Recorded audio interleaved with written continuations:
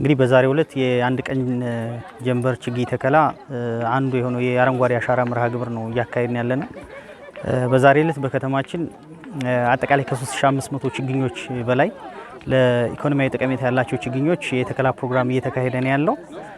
ምናልባት በከተማችን ደረጃ ከ600 ሺህ በላይ ችግኞች ይተከላሉ። ለዛሬ ለአንድ ቀን ጀንበር ችግኝ ተከላ ግን የያዝናቸው ወደ 3500 አካባቢ የሚጠጉ ናቸው።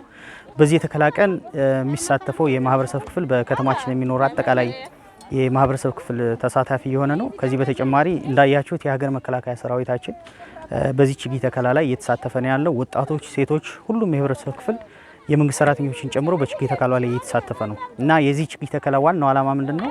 በአካባቢያችን እና እንደ ሀገር ያለውን የአየር ንብረት ለውጥ ለመከላከል ሁነኛ አስተዋጽኦ የሚያበረክት ነው። ባለፉት ዓመታት በጣም በርካታ ችግኞችን ተክለናል።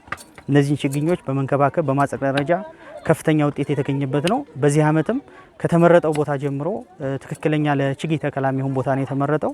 አሁን የተከልናቸውን ችግኞች ደግሞ በአግባቡ በመንከባከብና አስፈላጊውን የሆነ ጥበቃ በማድረግ የመጽደቅ መጠናቸውን ከፍ ለማድረግ አስፈላጊ ሁሉ ድጋፍና ክትትል ይደረጋል።